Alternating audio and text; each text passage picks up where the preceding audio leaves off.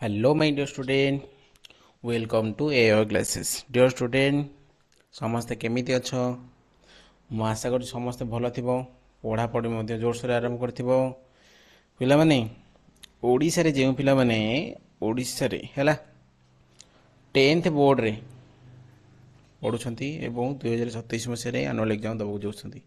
ସେମାନଙ୍କ ପାଇଁ ଗତ କିଛି ଦିନ ହେଲାଣି ଆମର AR କ୍ଲାସେସ୍ ମାଧ୍ୟମରେ ସମ୍ପୂର୍ଣ୍ଣ ସିଲାବସ୍ ମ୍ୟାଥ୍ ଏବଂ ସାଇନ୍ସର କରାଯାଉଛି। ଯେଉଁମାନେ ସେ ସମସ୍ତ ଭିଡ଼ିଓକୁ ଦେଖିନ, ଯେଉଁ ଭିଡ଼ିଓ ଗୁଡ଼ାକ ପୂର୍ବରୁ ମୁଁ ଅପଲୋଡ଼ କରିସାରିଛି ସେ ଭିଡ଼ିଓକୁ ଏବେ ଯାଇକି ଦେଖିପାରିବ। ପିଲାମାନେ, ମ୍ୟାଥମେଟିକ୍ସର ପ୍ରଥମ ବିଷୟ ଥିଲା ସରଳ ସହ ସମୀକରଣ। ସରଳ ସହ ସମୀକରଣର ଫାର୍ଷ୍ଟ କ୍ଲାସ୍ ହୋଇଯାଇଛି ତୁମର। ଆଉ ସେ ଫାର୍ଷ୍ଟ କ୍ଲାସ୍ରେ 1 ନମ୍ବର ଠାରୁ ଆରମ୍ଭ କରି 7 ନମ୍ବର ପର୍ଯ୍ୟନ୍ତ ସମସ୍ତ ପ୍ରଶ୍ନର ସରଳ ସହଜ ଉପାୟରେ କେମିତି ସମାଧାନ କରିବ, ସେଥିମଧ୍ୟରୁ କେଉଁ କୋଶ୍ଚିନ୍ଟା ଇମ୍ପୋର୍ଟାଣ୍ଟ, କେଉଁ କୋଶ୍ଚିନ୍ଟା ବାରମ୍ବାର ତୁମର ଆନୁଆଲ୍ ଏକ୍ଜାମ୍ରେ ଆସୁଛି, ସେ କୋଶ୍ଚିନ୍କୁ ମୁଁ ଇଣ୍ଡିକେଟ୍ କରିଛି ଆଉ ବୁଝେଇଛି। ଫଣ୍ଡାମେଣ୍ଟାଲ କ୍ଲାସ୍ ମଧ୍ୟ କରାଯାଇଥିଲା ପୂର୍ବରୁ ଗୋଟେ, ବୁଝିଲେଣି? ଯେଉଁ କ୍ଲାସ୍ରେ ସରଳ ସମୀକରଣ ପ୍ରଥମେ ଏକ୍ସରସାଇଜ୍ କରିବା ପାଇଁ ଯାହା ସବୁ ଆବଶ୍ୟକ ଅଛି ଫଣ୍ଡାମେଣ୍ଟାଲ କନସେପ୍ଟ, ସେ ସମସ୍ତ କନସେପ୍ଟ ଫଣ୍ଡାମେଣ୍ଟାଲକୁ କ୍ଲିୟର କରାଯାଇଛି। ତାହେଲେ ଆଜି ଆମେ 8 ନମ୍ବର 9 ନମ୍ବର ଆଜିର କ୍ଲାସ୍ରେ କରିବା। ତାହେଲେ ଆଉ ଡେରି କରିବାନି, ତାହେଲେ ଦେଖିବା 8 ନମ୍ବର କୋଶ୍ଚିନ୍ କି ସଲ୍ଭ କରିବା। 8 ନମ୍ବର କୋଶ୍ଚିନ୍ରେ କ'ଣ ରହିଛି ସଲ୍ଭ କରିବା। ଚାଲ, ବୁଝିପାରିଲ ନା ନାହିଁ? ତାହେଲେ ପିଲାମାନେ 8 ନମ୍ବର କୋଶ୍ଚିନ୍କୁ ଦେଖିବା ଆମେ। ଠିକ୍ ଅଛି, ତାହେଲେ ସମସ୍ତେ ସ୍କ୍ରିନ୍ରେ 8 ନମ୍ବର ପ୍ରଶ୍ନ ଦେଖିପାରୁଥିବ। 8 ନମ୍ବର ପ୍ରଶ୍ନଟି କ'ଣ ଅଛି ପିଲାମାନେ? ଦେଖ, 8 ନମ୍ବର ପ୍ରଶ୍ନରେ ଦେଇଛି, 8 ନମ୍ବର ପ୍ରଶ୍ନରେ ଦେଇଛି କୋଶ୍ଚିନ୍ ତୁମମାନଙ୍କୁ କହିଛି ନିମ୍ନରେ ଦତ୍ତ ସମୀକରଣ ସହ ସମୀକରଣ ଦ୍ୱୟର ଅସଂଖ୍ୟ ସମାଧାନ ରହିଲେ ପ୍ରତ୍ୟେକ କ୍ଷେତ୍ରରେ କେ ର ମାନ ନିର୍ଣ୍ଣୟ କର। ମାନେ ଯେତେ ସବୁ ସମୀକରଣ 8 ନମ୍ବରରେ 6ଟା କିମ୍ବା 7ଟା ବିଟ୍ ଅଛି ହେଲା। ପ୍ରତ୍ୟେକ ନମ୍ବରକୁ ଯଦି ଆମେ 2 ମିନିଟ୍ ଲେଖା କ'ଣ ନେବା ବୁଝିବା ପାଇଁ, ତାହେଲେ 8ରୁ 10 ମିନିଟ୍ ଭିତରେ କ'ଣ ହେଇଯିବ ତୁମର 8 ନମ୍ବର କମ୍ପ୍ଲିଟ୍ ବୁଝା ପଡ଼ିଯିବ। ବୁଝିପାରିଲ ନା ନାହିଁ? ତାହେଲେ କୋଶ୍ଚିନ୍ କହିଛି 8 ନମ୍ବରରେ ଯେଉଁ ସରଳ ସହ ସମୀକରଣର ଦେଇଛି ସେଥିରେ ସବୁ କ'ଣ କହିଛି, ସେଇ ସରଳ ସହ ସମୀକରଣର ସମାଧାନ ସଂଖ୍ୟା ଅସଂଖ୍ୟ ରହିଛି ବୋଲି କହିଛି। ତାହେଲେ ପିଲାମାନେ, ତୁମକୁ ଗୋଟେ ପ୍ରଶ୍ନ ପଚାରୁଛି, ତୁମେ କୁହ। ମୁଁ କହିଥିଲି ତୁମକୁ ଯେତେବେଳେ ସରଳ ସହ ସମୀକରଣ ଦ୍ୱୟ ମଧ୍ୟରେ ଅସଂଖ୍ୟ ସମାଧାନ ରହିବ, ତାହେଲେ ସରଳରେଖା ଦ୍ୱୟ କିପରି ହେବ ସ୍ଲୋପରେ? ନା ସରଳରେଖା ଦ୍ୱୟରେ ବା ସରଳରେଖା ଦ୍ୱୟ ତୁମର ସ୍ଲୋପ ମଧ୍ୟରେ ଏକ ଅଭିନ୍ନ ହେବ। ଏକ ଅଭିନ୍ନ ମାନେ କ'ଣ? ଯେତେବେଳେ ଗୋଟିଏ ସରଳରେଖା ଭାବରେ ଅନ୍ୟ ସରଳରେଖାଟି ଯାଉଥିଲା ସେତିକିବେଳେ ସେଥିରେ ସାଧାରଣ ବିନ୍ଦୁ ସଂଖ୍ୟା ଅସଂଖ୍ୟ ହେଉଥିଲା, ଆଉ ସେତିକିବେଳେ ହିଁ ତୁମେ କହିପାରୁଥିଲ କ'ଣ, ସରଳରେଖା ଦ୍ୱୟ ବା ସମୀକରଣ ଦ୍ୱୟ ମଧ୍ୟରେ ଅସଂଖ୍ୟ ସମାଧାନ ସମ୍ଭବ। ହେଲେ ଅସଂଖ୍ୟ ସମାଧାନ ସମ୍ଭବ ହେଲେ ତାର ସର୍ତ୍ତଟି କ'ଣ ହେବ? ନା ତୁମେ ସମସ୍ତେ ଜାଣିଛ, ସର୍ତ୍ତଟି ଥିଲା a1/a2 equal to b1/b2 equal to c1/c2। ତାହେଲେ ଏହି ପ୍ରଶ୍ନ 8 ନମ୍ବର ସମସ୍ତ ପ୍ରଶ୍ନ ଏହି ସର୍ତ୍ତକୁ ନେଇକି ସମାଧାନ କରାଯାଇପାରିବ। ତୁମେ ଜାଣିଛ, ତୁମକୁ କହିସାରିଛି ମୁଁ, ପ୍ରଥମ ସମୀକରଣରେ xର ସହଗକୁ a1 କୁହାଯାଏ, ଆଉ yର ସହଗକୁ କ'ଣ କୁହାଯାଏ? b1 କୁହାଯାଏ। ତାହେଲେ a1 କେତେ ଥିଲା ପ୍ରଥମ ସମୀକରଣ? xର ସହଗ 7, ତାହେଲେ a1 ହେଲା 7। ତାହେଲେ b1 କେତେ ଅଛି କହିଲ ପ୍ରଥମ ସମୀକରଣରେ? -1। c1 କେତେ ଅଛି? ନା ଧ୍ରୁବ ପଦଟାକୁ କହନ୍ତି c1 କହନ୍ତି, c1 ଅଛି -5। ତାହେଲେ a2 କେତେ ଅଛି ପିଲାମାନେ? 21। ଆଉ b2 କେତେ ଅଛି? -3। ଆଉ c2 କେତେ ଅଛି? -k। ଆମକୁ କାହାର ମାନ ବାହାର କରିବାକୁ କହିଥିଲା? k ର ମାନ। ତାହେଲେ କେମିତି ସମାଧାନ କରିବା? ତାହେଲେ ତୁମେ ସମସ୍ତେ ଦେଖିପାରିଲ, ମୁଁ a1 b1 c1 a2 b2 c2 ବାହାର କରିସାରିଛି। ଏବେ ସର୍ତ୍ତ ଅନୁସାରେ ବା ସର୍ତ୍ତ ଅନୁଯାୟୀ ମୁଁ କ'ଣ କରିବି? ଭ୍ୟାଲୁ ପୁଟ୍ କରିବି। a1 ଜାଗାରେ a1 ର ଭ୍ୟାଲୁ ପକାଇବି, a2 ଜାଗାରେ a2 ର ଭ୍ୟାଲୁ ପକାଇବି। b1 ଜାଗାରେ -1 ଥିଲା, b2 ଜାଗାରେ -3 ଥିଲା, c1 ଜାଗାରେ -5 ଥିଲା, c2 ଜାଗାରେ -k ଥିଲା। ତାହେଲେ ଦେଖିପାରିଲ ନା ନାହିଁ? ମୁଁ ଯଦି ଦ୍ୱିତୀୟ ଟର୍ମଟାକୁ ତୃତୀୟ ଟର୍ମ ସହିତ ଇକ୍ୱାଲ୍ କରିବି, ତାହେଲେ ମୁଁ କ'ଣ ଏଇଠି ଯଦି ସଲ୍ଭ କରିଦେବି, ତାହେଲେ ମୁଁ k ର ମାନ ପାଇପାରିବି। ତାହେଲେ ଦେଖିପାରୁଛ, ଉଭୟ ଲବ ହରରେ କ'ଣ ଅଛି? ମାଇନସ୍ ଅଛି, ତେଣୁକରି କଟିଯିବ। ଡାହାଣ ପଟେ ବି ସେମ୍ ଅଛି, ସିଏ ବି କଟିଯିବ। ତାହେଲେ ବାଁ ପଟେ କ'ଣ ମିଳିବ ମୋତେ? 1/3 ମିଳିବ, ଡାହାଣ ପଟେ ମିଳିବ 5/k। ମୁଁ ଯଦି ଏହାକୁ ବଜ୍ର ଗୁଣନ କରିବି, ତାହେଲେ k କୁ 1 ସହିତ ମଲ୍ଟିପ୍ଲାଏ କଲେ କେତେ ହେବ? ନା k ହେବ। 5 କୁ 3 ସହିତ ମଲ୍ଟିପ୍ଲାଏ କଲେ କେତେ ହେବ? 15 ହେବ। ତାହେଲେ ପ୍ରଥମ ବିଟ୍ର ଆନ୍ସର ମୋତେ ମିଳିସାରିଛି। ମୁଁ ଆଶା କରୁଛି ସମସ୍ତେ 8 ନମ୍ବର ଆଇଟା ବୁଝିପାରିଥିବ। ଡବଲ ଆଇଟା କରିବା। ସେହିପରି ଭାବରେ a1ର ସହଗ ଦେଇଛି 8 ବା a1 ସରି xର ସହଗ ଦେଇଛି 8, ସେଇଟା ହେଲା a1। ତାହେଲେ b1 କେତେ? 2। C1 केते -9 चले A2 केते के A2 टा केते अछि के अछि तले B2 टा केते अछि ना 10 आ C2 टा केते अछि ना -18 अछि जानि फेलनी शर्त अनुसार मु वैल्यू पुट करिवे A1 / A2 A1 जगह 8 A2 जगह के B1 जगह 2 B2 जगह 10 बुझ भेल नै मु कोन करिवि जदी फर्स्ट टर्म सेकंड टर्म लिखिया किछ आवश्यक नै एठी मते के मिल जायछि माको बज्रगुण करी सॉल्व करिवि के को 2 सहित गुण लिखे थला ना 2k हैला 10 को 8 सहित गुणले 80 चला k = 80 विभक्त 2 समान केते 40 मु आशा करछि 2 नंबर प्रश्न भी समस्ते बुझी पड़ते एते किछि कष्ट नथला बहुत सहज क्वेश्चन थला तापर देखो तापर एबे कोन करिवा ट्रिपल आई बीट करिवा ट्रिपल आई से 8 नंबर ट्रिपल आई एवं आईवी शर्तटा मु लिखि दउछु ऊपर कोन थला A1 / A2 = B1 / B2 = C1 / C2 हैला आ सरल रेखा द्वय कि पड़थला ना एक अभिन्न बा गोटे ऊपर अन्य जाउथला सेति बेले कोन थला असंख्य समाधान संभव होई पड़थला जानि पेलनी तब देखो चले A1 देइछ केते के B1 देइछ केते -2 C1 केते छि 6 तले A2 के देइछि ना 4 B2 के देइछि -3 तले C2 देइछि केते 9 तले कोन करिवा सॉल्व करिवा बा value put करिवा A1 / A2 A1 जगह के पड़िबो A2 जगह 4 पड़िबो B1 जगह -2 पड़िबो B2 जगह -3 पड़िबो तापरे एबे देखो हमर आ किछ अधिक लिखिया रे आवश्यक नै कोन पय हम के र मान बाहर कर अछि एठी के र मान बाहर कर पिरा नै यदि मैं क्रॉस मल्टीप्लिकेशन करिवि चले कोन हम 3k हो देखो राइट साइड जो ऊपर माइनस तळे माइनस अछि कटि जीवो चले केते हला क्रॉस मल्टीप्लिकेशन कले 3k = 8 चले k = केते 8/3 हो बुझ पाइलटी बहुत सहज थला तापर देखो आईवी टा A1 देछि केते 2 B1 के देछि 3 C1 के देछि -5 से बराबर A2 के देछि 6 B2 देछि केते के C2 देछि -15 बुझ पाइला नै तब शर्त अनुसार पकेबी 2/6 3/k चले वर्तमान के मते मिल सरलणी मु आको कोन करी सॉल्व करी के र मान बाहर करि परबी बज्रगुण गले मते 2k मिलिबो तापरे राणा पटे केते मिलिबो 18 मिलिबो चले k = कोन होई जिवो ना 18/2 समान केते 9 हला बहुत सहज थला बुझ पाइल नै ता पर क्वेश्चन सॉल्व करिवा ता पर क्वेश्चन देखो A1 देछि केते 5 जहा को स्लो लगुची से कोन करिवो स्पीड करिकी मो वीडियो मध्ये देखि परिबो हला चले B1 केते 2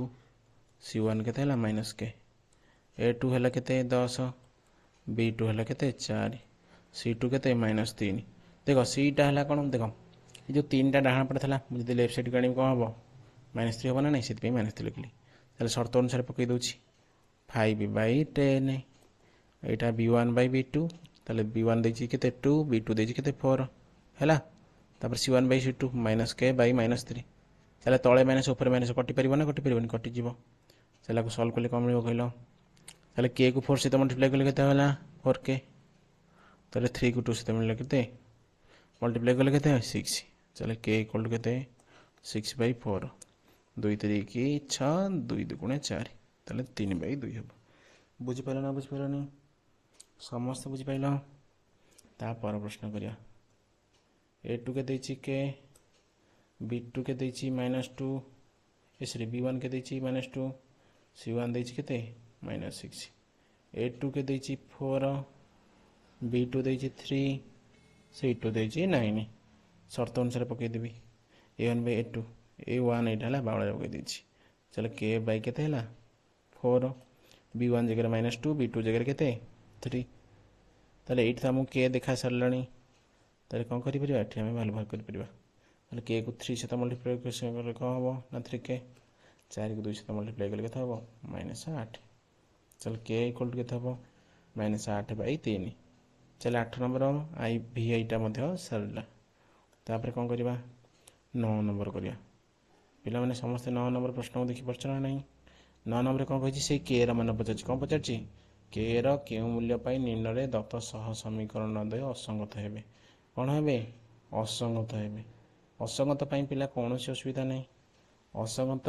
जेतबे सह समीकरण द्वय हेबे ताकु नै यदि लेख चित्र तय करिबे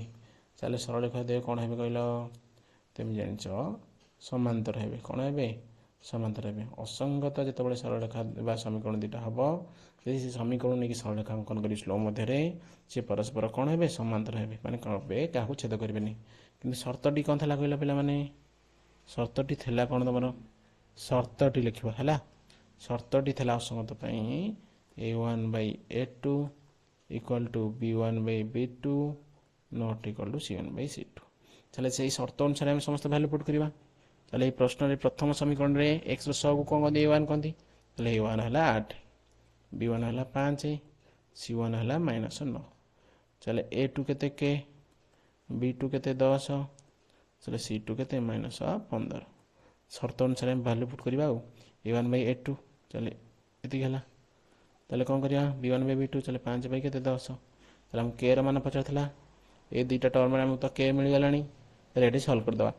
क्रॉस मल्टीप्लिकेशन कले कोन हबो ना 5 को k से मल्टीप्लाई कले केते हबो कोना कोना गुणिले कोना कोना गुणिबी हला 5 * k 5k 10 टा 80 चले k इक्वल केते हबो 80 by 5 चले आंसर केते 16 16 तापर देखो सेकंड बिट रे कोन दैछि ना a1 दैछि k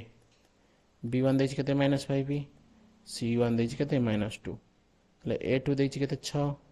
b2 दैछि केते 2 c2 दैछि केते -7 बुझ पाइला ना नहीं चल शर्त अनुसार पके दोछि a1 by a2 equal to b1 by b2 not equal to c2 a1 ना वैल्यू देथला केते k a2 रो वैल्यू के देथला 6 b1 रो वैल्यू देथला -5 b2 रो वैल्यू देथला केते 2 चले के तो हमको देखा गलानी ले एठी हम कोन करदा क्रॉस मल्टीप्लिकेशन कर दबा हला क्रॉस मल्टीप्लिकेशन कले कोन हबो 2 को k से तो मल्टीप्लाई करले 2k 5 को 6 से तो मल्टीप्लाई करते -30 6 -5 केते गुणले केते -30 चले k इक्वल टू केते -30/2 समान केते -15 आउ जानि परना नहीं चले आंसर मध्य 9 नंबर डबल आई रा बाहर सोछि बहुत सहज क्वेश्चन किछि नाही तमे ए फ्री भाबरे कर दे परिबो हला तापर देखो तृतीय नंबर बिट देछि a1 के देछि के b1 के देछि 2 c1 के देछि -3 तर a2 के देछि 5 b2 के देछि से 5 c2 देछि केते -7 सेही 9 नंबर क्वेश्चन उडा बुझ पाइलटी शर्त ते में लिखि थला पूर्व कोन थला शर्त a1 by a2 बाय असंगत के थला ना सेति पे शर्त थला a1 by a2 equal to b1 by b2 not equal to c1 by c2 असंगत माने सरल रेखार समीकरण दे कोन हेबे अणछेदी हेबे बा छेद करियोनी बा समांतर हेबे बुझि परला नै मन छरा नै बुझितली मास को समझ मन था देखो चले शर्त अनुसार पकई वैल्यू चले a1 जगह केते पकेबी k पकेबी a2 जगह 5 b1 जगह 2 b2 जगह केते भी 5 बुझि परला नै हैला किछि असुविधा नै मासा को समस्त बुझ परथो बजण गले केते 5k इक्वल टू 10 चले k इक्वल टू केते 10/5 माने 2 ए तापरे ए परसेंट वैल्यू पुट करिया a1 देछि केते कहला k देछि b1 के देछि -1 देछि c1 के देछि कहला -2 देछि a2 केते 6 b2 केते -2 c2 केते -3 चले कोन करबी सेमती वैल्यू पुट करबी a1 by a2 b1 by b2 तर एदिटा क्रॉस मल्टीप्लिकेशन करी कोन करबी सिंपलीफाई करबी देखो राइट साइड रे न्यूमरेटर डिनोमिनेटर बहुत कोन छी माइनस अछि चल कैंसिल हो जिवो तले कोन रह जिवो ना k by 6 equal to 1 by 2 त क्रॉस मल्टीप्लिकेशन कले केता हबो ना 2 into k 2k 6 into 1 केते 6 चले k से तो 2 मल्टीप्लाई छि राइट साइड गले कोन हबो डिवाइड हबो 6 by 2 माने 3 चले मासा को समस्त बुझ परतो किछ सुता हिछि कि देखो किछि नाही जस्ट 5-10 मिनिट बसियो गोटे एक्सरसाइज सरिबो बुझिबो तापर कोन करिवो कहले आगु बढ़िबो असुविधा कोन अछि 5-6 नंबरटा कर देले 5-6 बिट कर देले तमर 9 नंबर सरला तार नेक्स्ट क्लास पे हम प्रिपेयर हबो तो ए तो ऑलरेडी कोन अछि हमु तो थरे माने मैट्रिक कोन 10 वर्ष पना एन्जॉय करनी एई 6-7 मास तो हार्ड वर्क टे कर देले माने हार्ड वर्क कर देला पर भले रिजल्ट हेला पर गला तमु किछि कहर नै देखो +2 फर्स्ट ईयर तमर एग्जाम नै बुझिस सेकेंड ईयर जाएंगे +2 रो तमर कोन अछि सेकेंड ईयर जाएंगे तमर हबो एनुअल एग्जाम हबो बुझेटी बा जो बोर्ड एग्जाम टा हबो करबे कंडक्ट करे हबो +2 सेकेंड ईयर तुम जी भल रेजल्ट करदेल 10th 11th तुम एग्जाम नहीं 12th तुमको 2 वर्ष गैप मिल ना से मुझे टिके ध्यान देदेले तुम भल रेजल्ट हो पार है देख A1 के देची A1 देची है 1 B1 के देची 2 C1 के देची -5 A2 के देची 8 B2 के देची के C2 के देची -10 शर्त अनुसार मुझे पकेबी कौन कही असंगत असंगतर शर्त कौन था A1 by A2 equal to B1 by B2 not equal to C1 by C2 A1 by A2 1 by 8 B1 by 2 2 by K है तापर देख कौन करी ये सल्व कर दी मतलब के देखा ना मुझे कहीं साढ़े अधिक बाटे लिखी ये सल्व करदेवी चलो के इंटू 1 के क्रॉस मल्टिप्लिकेशन गले 2 इंटू 8 के 16 चलो के भैल्यू बाहर गला के 16 आनी से पड़े सेमती A1 देची 3 B1 देची -4 C1 देची के 7 इक्वल टू छाड़ी जाइए A2 टा देची के B2 टा के 3 C2 टा देची के -5 बुझिपार नहीं चलो A1 by A2 चलो 3 by के B1 by B2 -4 by के 3 जानी पारानी फेरानी तारे कौन करी क्रॉस मल्टिप्लिकेशन करी 4 के सहित गुणले के -4 के 3 को 3 सहित मल्टिप्लाई के 9 क्रॉस मल्टिप्लिकेशन कले चलो के इक्वल के जाओ -9/4 मुझे आशा कर समस्त क्वेश्चन टाक भी बुझीपार है 8 नंबर तुम V और VI टा सरला एवं बर्तमान कौन करवा शुण तुम 8 नंबर बा तुम 9 नंबर 8 नंबर 9 नंबर आज क्लास करागला आ तुम 1A एक्सरसाइजटा कंप्लीट है पे बुझीपार ना नहीं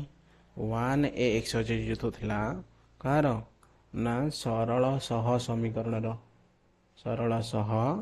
समीकरण आम कंप्लीट कर सारी फंडामेंटल क्लास कले गोटे